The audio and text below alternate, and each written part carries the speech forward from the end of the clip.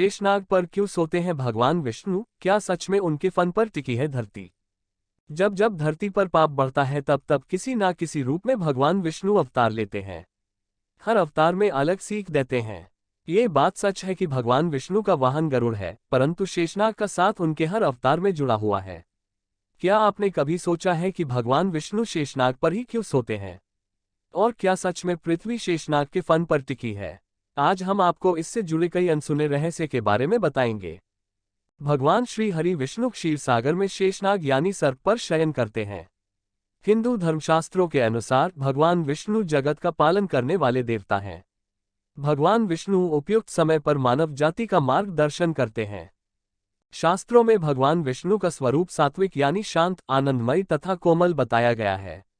वहीं दूसरी ओर भगवान विष्णु के भयानक तथा कालस्वरूप शेषनाग पर आनंद मुद्रा में शयन करते हुए भी दर्शन किए जा सकते हैं। भगवान विष्णु के इसी स्वरूप के लिए शास्त्रों में लिखा गया है, शांताकार भुजंग यानी शांत स्वरूप तथा भुजंग यानी शेषनाग पर शयन करने वाले देवताओं।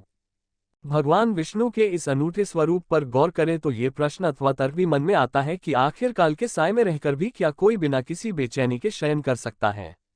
हिंदू धर्म के अनुसार शेषनाग भगवान विष्णु की ऊर्जा का प्रतीक है जिस पर वे आराम करते हैं।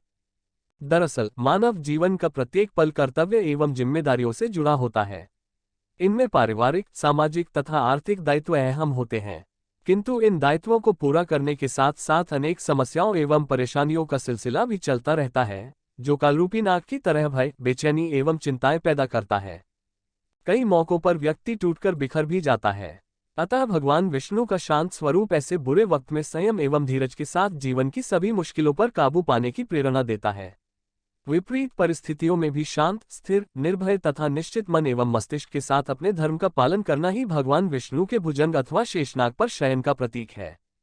हिंदू पौराणिक कथाओं के अनुसार माना जाता है कि शेषनाग ने अपनी कुंडली में सभी ग्रहों को पकड़ के रखा है और वे भगवान विष्णु के मंत्रों का उच्चारण करते हैं। यदि भगवान विष्णु संपूर्ण ब्रह्मांड, ग्रहों और तारों के प्रतीक हैं तो वास्तव में यह महत्व जायज है। भगवान विष्णु और शेषनाग के बीच का संबंध शाश्वत है। पुराणों में तो ऐसा भी कहा गया है कि भगवान विष्णु का ये रूप समय का मार्गदर्शक है।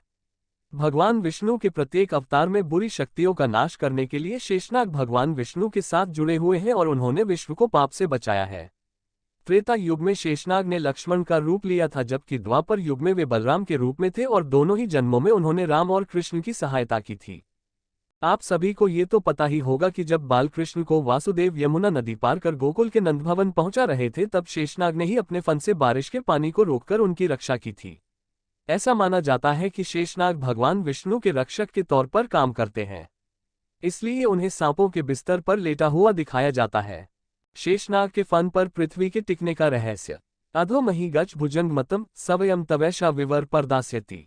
इसमें ही वर्णन मिलता है कि शेषनाग को ब्रह्मा जी धरती को अपने ऊपर धारण करने को कहते हैं और क्रमशः आगे के श्लोक में शेषनाग जी आदेश के पालन हेतु पृथ्वी को अपने फन पे धारण कर लेते हैं। इन श्लोकों पे ध्यान दें तो इसमें लिखा है कि धरती के भीतर न कि धरती को बाहर खुद को वायुमंडल में स्थित करके पृथ्वी को अपने ऊपर धारण करना।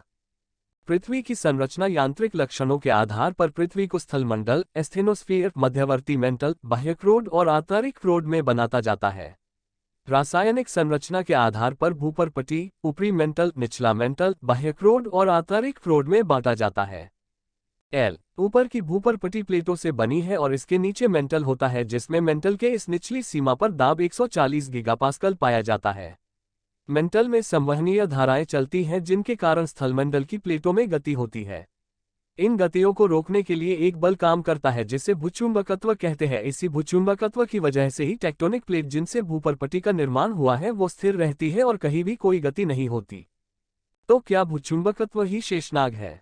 कहा जाता है कि शेषनाग के हजारों फन हैं।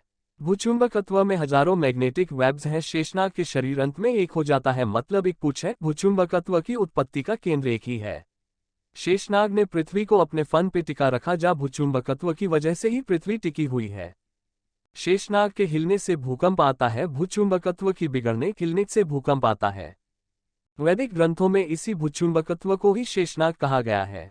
विशेष क्रोड का विस्तार मेंटल के नीचे है, अर्थात 2890 किलोमीटर से लेकर पृथ्वी के केंद्र तक। किंतु ये भी दो परतों में विभक्त है, बाह्य कोर और आंतरिक कोर। बाह्य कोर तरल अवस्था में पाया जाता है क्योंकि ये द्वितीयक भूकंपीय तरंगों को सोख लेता है। तो ये कह देना कि पृथ्वी शेषनाग के फन पे स्थित है मात्र कल्पना नहीं बल्कि एक सत्य है कि पृथ्वी शेषनाग की वजह से ही टिकी हुई है या शेषनाग के फन पे स्थित है।